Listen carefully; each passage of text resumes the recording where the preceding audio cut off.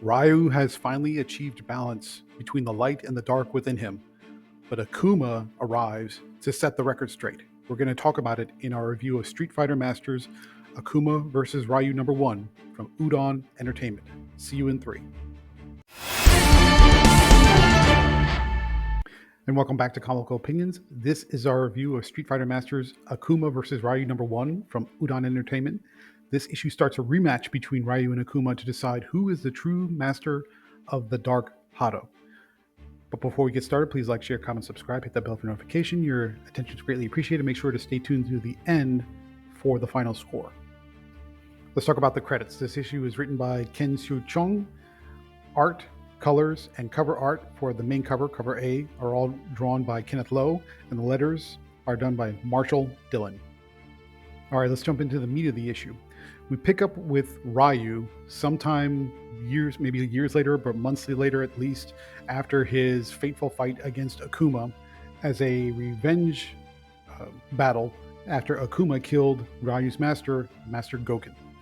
We find Ryu, who's sitting at a waterfall, deep in contemplation and meditation and thought, and he's been using this time to kind of come to terms with the fact that the Satsui no Hado, which is the darkness within him, has to be balanced out with the light side. At first, he wanted to purge it, but he recognized that we all have lightness and darkness within us, and that the true path that he needed to follow is find a way to achieve balance between the light and the dark.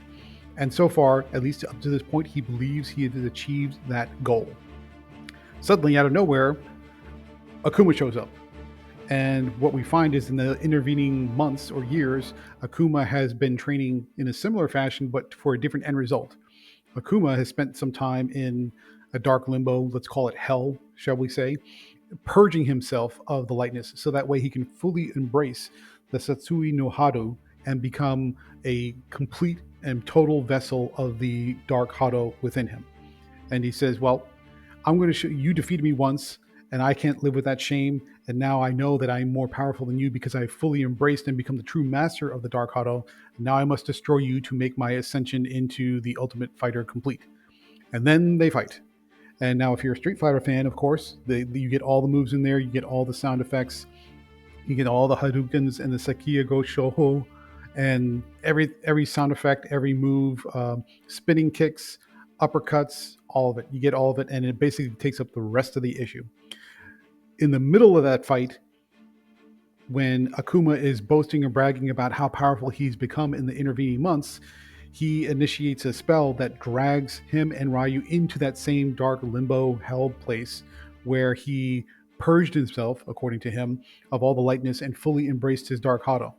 But Ryu is not having it. They still fight further, and then when it feels like that they might still be evenly matched, Akuma hits Ryu with another spell that forces the Dark Hado to take control of Ryu.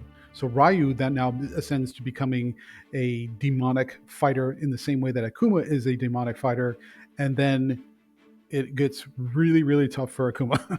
He has a bad time of it because he's unleashed a power that he has not yet been able to live up to before, and now it's even worse now. And Ryu almost ends the fight decisively. But Akuma snaps out of it long enough, and then they come to grips, into blows, into battles, and then at the last minute, it seems like Akuma's been defeated, and then there's a moment of darkness. And then after that moment of darkness, Ryu sort of comes to his senses and he says, was this a dream? Was this real? What's happened? And then he is confronted by the spirit of his dead master, Master Goken. And the master says, Akuma chose his one path by fully embracing the Dark Hado, and that is not the right way to go, and he is lost. Don't try to redeem him. He'll never come back. And Ryu says, well, but I've been using all this time to achieve balance, so is that the right path? And the master says, no, that's not the right path either. I will show you a new path. And then we end on the message that instead of embracing one or the other or finding balance between the two, there's something that's even greater, the power of nothingness. And then you get this sort of boom moment where Ryu gets this large glowy tattoo suddenly appear on his back for the symbol of nothingness, which means he is now ascended to something new, something different, possibly something more powerful. We'll find out. And that's how the issue ends. Now, if you're a new reader to the Street Fighter Master series, you might be kind of concerned. It's like, well, what if I don't know anything about the Street Fighter characters, or at least know anything about the Street Fighter characters within the context of the comic series? The answer is you really don't need to learn a lot. Uh, Ken Su Chong does a really good job of giving you the context and the background through little short flashback scenes that don't last more than a couple panels. That really fills in a lot of the blanks. The exposition is integrated very organically, so you get bits and pieces of their history and their understandings and an understanding of each character without having to know too much. So, if you're a Street Fighter fan and you know these characters, you're going to like this issue. If you're interested in this comic but you don't know much about Street Fighter, it's okay. The issue is done well enough that you don't need to know a lot, and you still get a lot of enjoyment out of it. So, what do we like about Street Fighter Masters Akuma versus Ryu #1 from Udon? Lots of great fighting. There feels like there's some lore and mythology around it, so it's not like just two guys just showing up and fighting, and you're just getting the kicks of having a comic adaptation of the video game. There's a story there, there's a background there, and where they finish is different than where they start. So there's an actual journey that takes place. The story has to have a journey with a conflict. You get a journey with a conflict, and when you get to the end, Ryu's now in a different place, and now we're intrigued and want to see where he's going. Plus, if you are a Street Fighter fan, and I played Street Fighter way back when it first came out, so I'm unfortunately that old. All the moves are there, all the character fighting is there. It feels like they took the video game and they made something more out of it, which is precisely what you want in an adaptation. What did we like about Street Fighter Masters Akuma versus Ryu #1?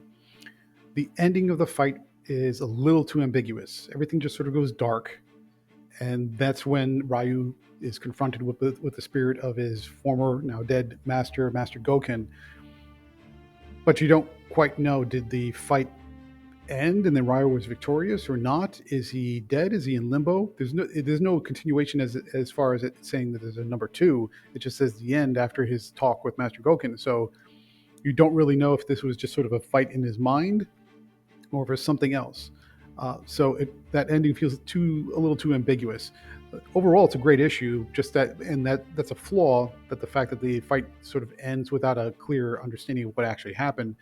But it's a minor flaw. It doesn't really detract from the story too much. It just sort of like feels like a little hiccup, and then you move on. Let's talk about the art. The art looks great. It's a very painterly style. The colors are very watercolorish in nature, but it doesn't detract from the vibe and the power and the energy. There's a lot of energy in this comic. Some folks may want to kind of like have that very bold, vivid coloring that you get from the original video game, but don't mind it here. As a matter of fact, it gives it a more of a that watercolory, painterly style gives it more of an authentic Japanese vibe to it, and I think that suits the story that you're trying to tell here very well. So the art from Kenneth Lowe looks fantastic. Final thoughts. What do we think about Street Fighter Masters Akuma versus Ryu #1? Great story.